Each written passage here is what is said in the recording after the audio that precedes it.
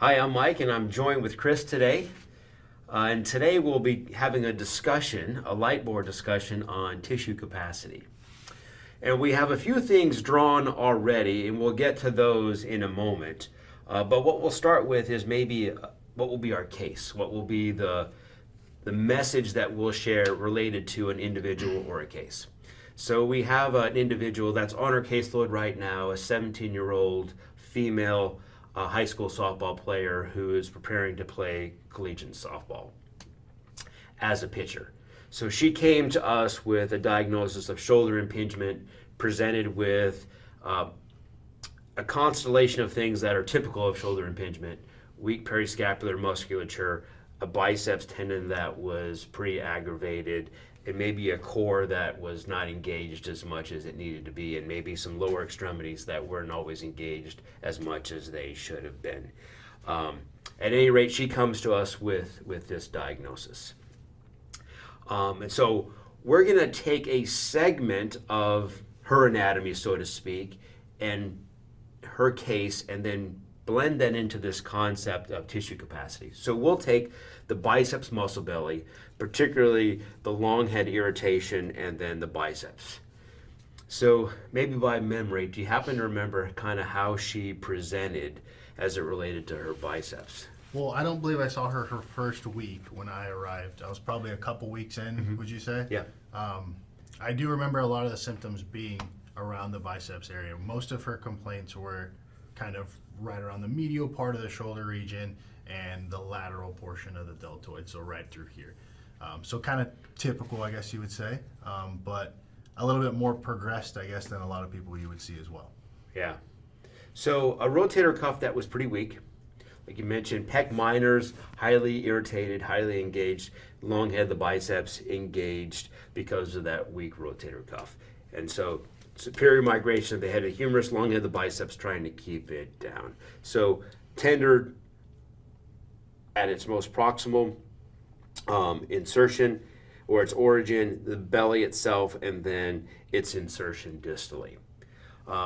So this case has kind of far-reaching applications to other cases like it and other muscle tendon cases wherever they might present in the body. In other words, tissue has a capacity to handle load. And part of its capacity to handle load depends on the health of the tissue architecture itself. So the health of the muscle and the muscle fibers themselves. And so if the muscle and the muscle fibers themselves are architecture's poor, or there's a lot of energy that is kept in that muscle, then the ability to withstand external load is less. And then that tends to perpetuate itself. So the internal load becomes so great because of external loads over time. An individual keeps continuing with an activity, providing external loads, and it becomes very symptomatic. I think it's a good point to note as well. When this happens, as Mike was saying, this is when you see a lot more of the injuries go past the musculature and move into kind of joint-specific issues. Yeah, great point. So we're going to start on this graph to the left, and this will be our first place for discussion. So on the y-axis, we have symptoms, and on the x-axis, we have time. And we'll keep in mind that this is a word picture. So an illustration to share with ourselves, to have a conversation, but also with the patient. And then we have a dotted line right here to indicate a threshold. So in other words, a point where symptoms are no longer. So Chris, we'll put a positive here for positive symptoms and a negative here on this side of the threshold to represent no symptoms.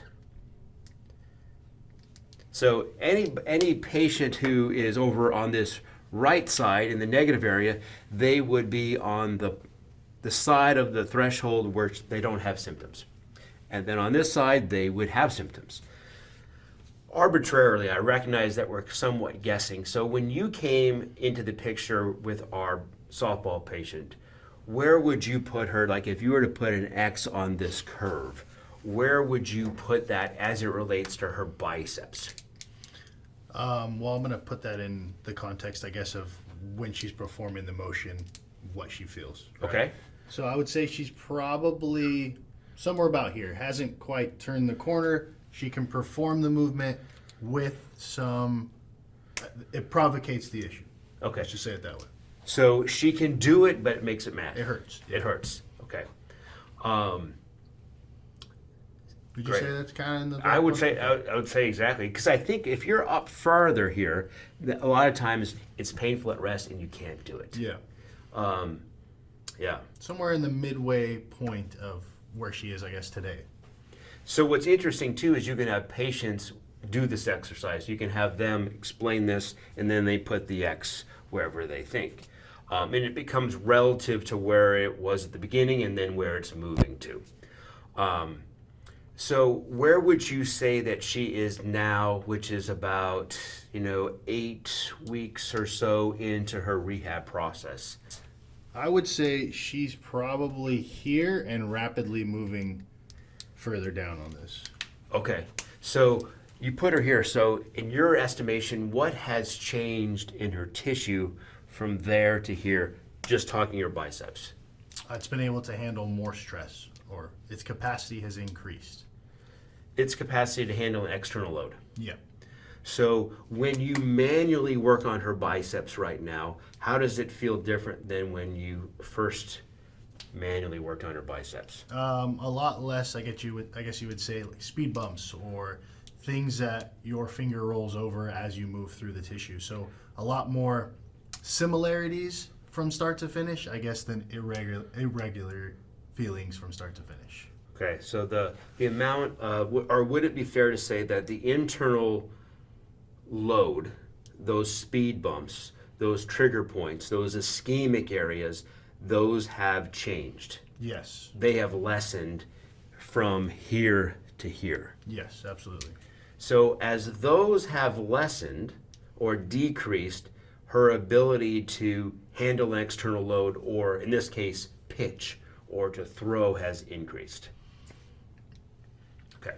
There is a correlation. Okay, so she is here, and I that's probably exactly where I would put her too. So we saw her yesterday, and we had a few conversations with her about the expectations for her. Now she's not having symptoms, right? So we asked her at rest, "Are you having any symptoms?" And she said, "No symptoms, biceps or globally, no symptoms." So she feels like I'm 100% at rest. So, well, when you're throwing in a game, now that you're 3 games into it, I'm about 95%. Okay, what are you after the game? She said, I'm about 85%. It's easy in this time for individuals to feel like, okay, symptoms have gone away, or it's very doable, and then they bail on therapy, or they quit doing rehab. And when they do, they tend to yo-yo back and forth between a threshold of symptoms or no symptoms. And that can become a really frustrating area. And that could be just a matter of demand. A matter of demand.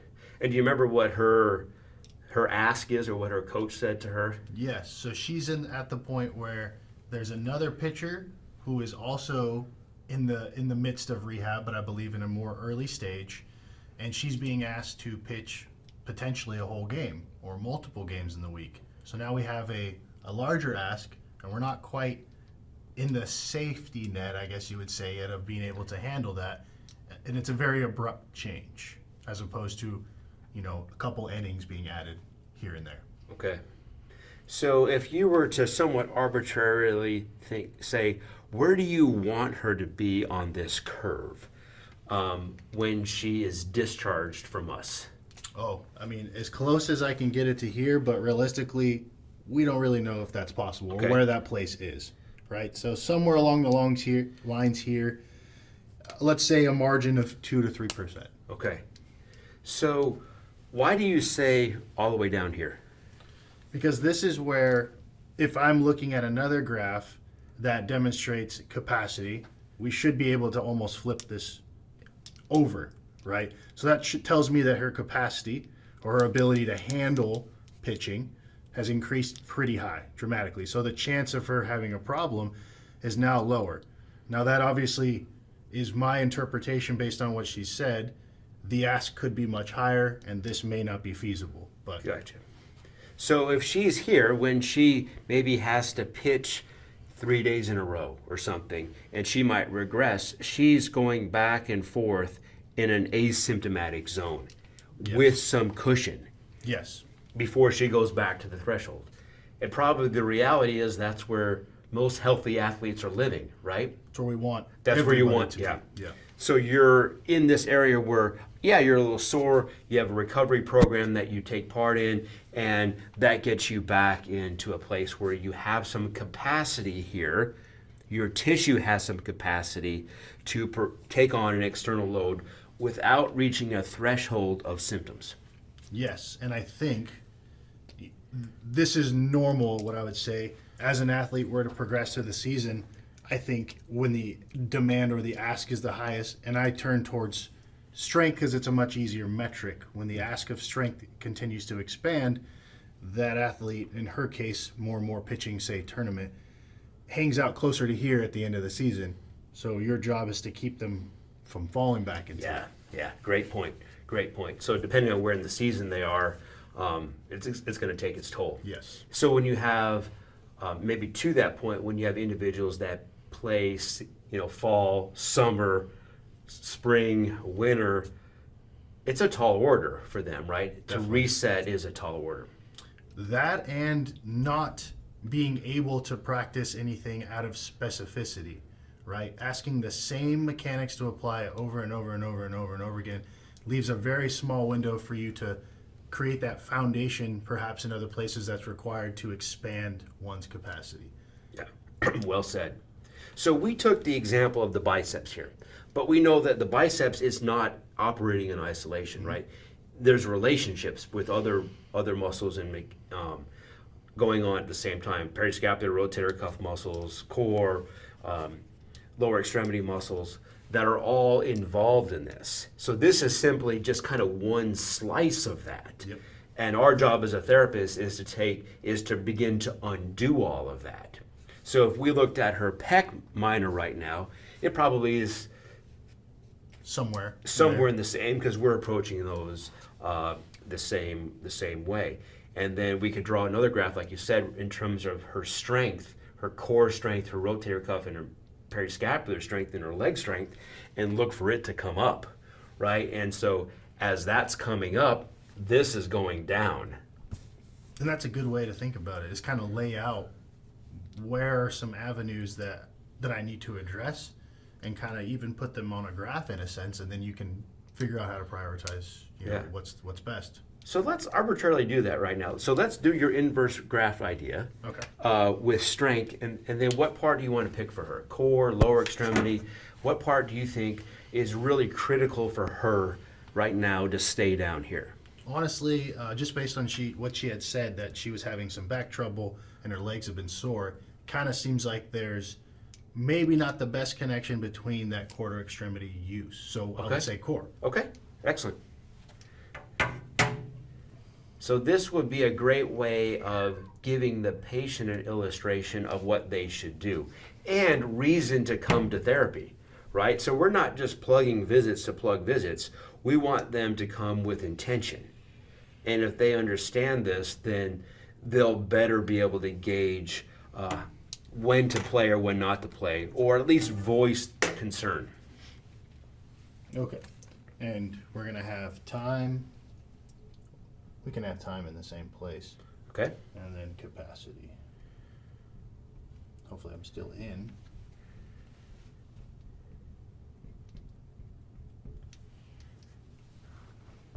And what we're going to see here is pretty much an inverse, right? I love it. And then we can kind of just roughly go with our threshold area as well. So as time goes on for her, 8 weeks or so, the capacity for her tissue, in this case the biceps, to handle an external load has increased. It should. Should increase. Yeah. So where would you put her biceps on this graph? It's going to be pretty much just inverse here, right? So she's probably right, give that maybe a little bit more space there. You get the idea. Somewhere in this general ballpark where she's a little bit past bouncing between symptoms and threshold, but she has a little bit of room for error. Okay. All right. All right, so inverse graphs there. So let's hop over here to this graph on the right, where we have two scales. We have on our left the tissue's capacity to work, external load, 100%. So this will be percentages, 100%, 80, 60, 40, 20, and then 0 would be the tissue cannot handle any load at all, right? Barely move it, it's so painful. And then similar to over here, we've flipped it, the symptoms, no symptoms, 20% symptoms, 40%, 60%, 80, and then 100% symptoms. Or we're suggesting that when a person has 100% symptoms, They're not moving. they don't have the capacity to take on an external load, even the ability to work against gravity. So we'll draw a connection here. We'll take 60-40.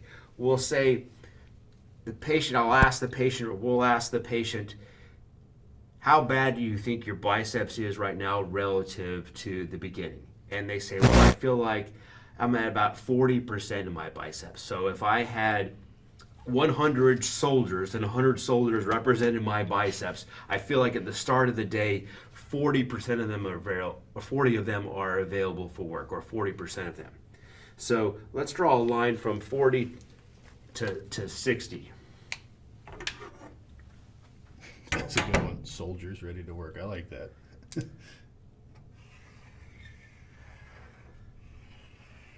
So I need to clean up that statement a little bit. So this line would say, I've got 60 soldiers ready to work, 40 that aren't. 40 that are not ready to work, right? So when you wake up in the morning, our goal is to get the tissue's capacity to be at the highest percentage possible with the least symptoms so that it can take on an external load. And I've used that analogy sometimes for patients, and that would be like soldiers available to work. The muscle represents 100 soldiers. So at the beginning of the day, how many are available to do the job of whatever the ask is for the day? And it's a word picture, yes, but it helps people to get the concept of tissue capacity. Yeah. Okay, thoughts, impressions on this scale? I think it's good. I mean, it's easy to digest, right? You could present this to just about anybody, and a quick, just like Mike went through, they kind of know exactly what you're asking, and it gives them a visualization of where we want them to be and where they currently are. Yeah. So sometimes getting here is a challenge. So you and I kind of walking in today, we were talking about strengthening or conditioning tissue and then resting tissue. And it can easily be thought of as those things are the opposite, or they're done at the separate times. But and patients have taught me that oftentimes, if not every time, they can be done at the same time. Or you can begin to condition tissue for capacity while symptoms are high. So yesterday, we had a patient. We're switching diagnoses here just a bit, but with an ulnar-sided issue, ECU, TFCC, extremely painful.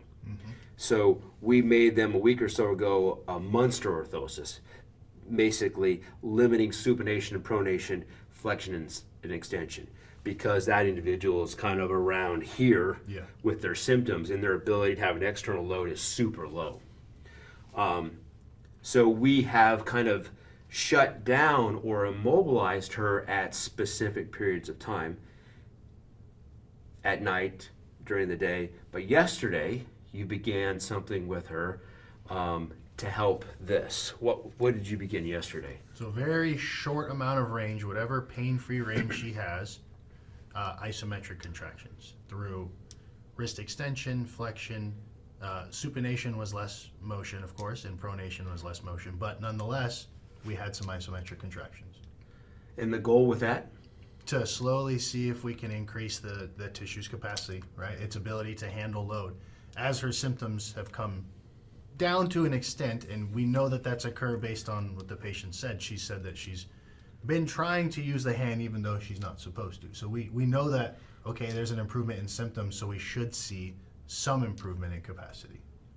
So when she is high in symptoms, we're suggesting, and did in treatment, that tissue's capacity to work or handle an external load could be broken down into different types of muscle contraction. Yeah. Concentric, eccentric, isometric. So you picked out one of those, isometric, that didn't require any joint movement, knowing that it would be the least provocative, but help condition the tissue. And found a way here to start loading the tissue while she was symptomatic. Yes. And we have to. We have to. We have to. And that is the recipe, right? And so you begin, whether it's ECU or biceps, you're introducing pain-free conditioning, external load, in this case isometric, until a place they can do concentric, eccentric, and maybe you play with those a little bit in between. And in the course of doing so, you're restoring blood flow, nutrition to the tissue to decrease the symptoms. And then at the same time, you can splint them against activities you don't want them to do. Could be just at night, perhaps it's during the day. So for this patient, you're putting her in a Munster to limit her rotation at night and a flexion extension at night and during the day. But sometime soon, as her symptoms come down or reside, you may titrate her out of that during the day and then at night. But at the same time, you're conditioning her tissues, which is a far different scenario than I'm going to splint you for 4 or 6 weeks, no Not doing movement. anything. Yeah. So when they come out in 4 to 6 weeks, where's this? That capacity, that's the unseen thing, right? Is people expect it to be not too far off, in which there's plenty of research that would argue it takes about that much time to begin losing it, but the thing that people don't take into account is that's saying you're still functioning. So if I don't work out for 3 weeks, but I'm still moving around, that is some kind of input, right? But this person's not being allowed to move almost At to all. any degree. So we should expect it to be at zero, that anything would make a change. Yeah. That's kind of an interesting situation because we might be at zero here and we might be at zero here. You could be at zero both places. You have no symptoms because you've rested them for such a period of time. And then the capacity for work is the bottom too because they've done nothing. That's a whole nother conversation, but that's a dangerous place to be in. Right. So you're hoping, and that's a long haul because as soon as they come out, most people that are working or involved in a sport, coach says, you've been resting for 8 weeks, we want you back at it. And so they expect them to go from here to someplace up here in no time. Yep. And then you go back to this graph, and then it tips over, and you wonder why. And the coach or the boss or whoever you work for says, "Well, you've been out for such a long time. You should be ready to go back." And they're not. And so one of the great things that we can do from a therapy standpoint is prevent that from happening using things like isometric contraction to condition them while they're resting. So when they come out of the splint at 4 or 6 weeks, the tissue, instead of being at 0, 40, 50, 60, and then it's better prepared to go. And then you run into the other small note that people may ask if this goes out like that is if that person is very fit or very strong and that 4-week lockdown period occurs, you may not come out 0 and 0. You might come out somewhere in here and somewhere in here, right? So that person could be better off if they are a higher level individual or exercise more frequently. Right. So it is worth, I guess, being strong coming into an injury strong. Yeah. So this discussion kind of begs a question that I think presents itself to both the patient and the therapist. insurance companies somewhat too. But how do you know when to discharge the patient? Like if we take our patient right now, the softball patient, softball player, how do you know when to discharge her? My personal opinion of this, it has a little bit to do with everything, but it also has everything to do with the education of this information. What do you mean? So what I mean by that is they may still be, in this 80 to 60 of capacity, and they might still be in this 20 to 40, which I believe kind of resembles our patient, for example. And a lot of people might discharge this individual, but this is why we have had the conversation with her recently about how can you manage these symptoms with what we've taught you, and if we have enough buy-in with that, then you might be able to discharge on an earlier timeline. But if you are not getting that, or you're just more concerned about that person kind of going right back to where they were, then you may try to extend that out a little bit longer till you trust that whole situation. Yeah. So yesterday with our patient, who, mind you, we have her here right now. So, asymptomatic and moving rapidly down to no symptoms, as you put it.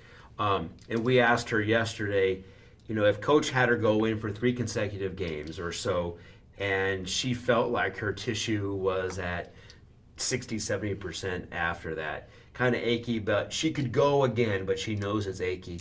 We asked her what she would do. Mm-hmm. And you remember what her response was? I think she was like, at first she was jokingly, I would just keep playing, right? She would just kind of go through that cycle again. But then she came back and was like, no, I would tell my coach that I shouldn't do anymore. Yeah. So we hope that is what she would choose to do. And then she also, I think, said, I'll take some ibuprofen. That's right, the ibuprofen. I'll take some ibuprofen and then numb it. And you're like, there's probably a place for that, right? Sure. Depending on the scenario and the competition, other factors. But if we're simply looking at this, what we're trying to avoid them having to do that, right? Or like you said earlier, having them have the education where they can make their own decision absent any other things that are variables to mask the pain. Yeah, the Band-Aids won't last long, so we try to make it so you don't need them, have them if we have to have them. This becomes, in college sports, particularly racket sports, this becomes an issue for almost every athlete. Hands down. That they are somewhere in the spectrum, and then to the point where the symptoms will get to here or here, and then they keep going and they say, we've tried therapy or we've tried some things, and the only thing left is surgery. This isn't a conversation about surgery, but in some of those cases, part of me feels kind of sad or frustrated by the fact that they may have had therapy or some training, but maybe not therapy that was sensitive to the tissue's capacity and then addressing it. And then they go on for surgery, and that might repair torn tissues, but it doesn't help the surrounding tissues. It may be repaired, and to your point earlier, the surrounding tissues may be here. And now the ask is immobilize it after surgery, and then 6 weeks go by, okay, it's time for you to get back in the lineup, and they're here. And it also may not have addressed the reason for the surgery in the first place. True. If it's more proximal or someplace else, exactly right. So this becomes a healthy discussion to have with the patient and to have them, drive this. So once they understand it, you can ask them, where do you think you are? How many soldiers at the beginning of the day, or how many soldiers at the end of the day are you dealing with? Like I put 60 to bed today because it was a tough day, and I gotta recharge for the morning because the ask is a big ask tomorrow, and then they kind of understand their tissue, and they can make better decisions that way. All right, so a lot said here on tissue capacity to work, but this becomes something that can be well understood and managed by the patient once they understand it. I think that's the biggest key. You give them this knowledge, albeit, a bit of a story and a word picture, but a word picture that helps to resonate with them, different than pain. What is your pain? This is much more descriptive than what is your pain. And then they can drive this. And then finally, we'll close maybe with a little case study or story of an individual who had therapy for about a year or so. He happened to be a racket sport individual. ECU was his diagnosis. Took care of proximal things, and we didn't touch on this too much here, but this work capacity has everything to do with the structures that are injured, and then also those structures that are supporting relational structures, which is part of this conversation that we didn't get into today. Probably paramount to this conversation. Yes. Yes. Yes. So at any rate, he had gone through this, he understood this, he got this indoctrinated, did so well with therapy, and then graduated out. Now he's playing as a professional, and he sends a text one day and he says, Mike, I made it to the finals, but I pulled out because my wrist was feeling probably like it was, he had been down here, but he had a couple tough days or a couple of tough tournaments, and he had been living here, and he's probably close to here. So he feels like he's close to the threshold, and he decided, I'm just gonna pull out of the tournament because in the next couple of weeks I have a bigger event where I need to be healthy for. So I need to enter that bigger event down here, and I fear that if I enter today's tournament or the finals, that I'll be someplace up here, and my ability to get back to where I need to be isn't in sight. So he pulls out and then prepares for the next tournament. And I love that message or that text, not because you want him to succeed in whatever cases, but he kind of understood this conversation, and relative to what he had on his plate and what was most important, he made a decision to rest because he wanted to spare the tissue for a bigger event. Okay. Any concluding thoughts? No, I think this is a good talk, and this is a great way to think about each individual thing. But there is a whole other layer that Mike alluded to that we will probably get into. Yeah, a lot to this, but this is kind of the superficial way to kind of think about it for the patient. All right, so that concludes this segment on tissue capacity.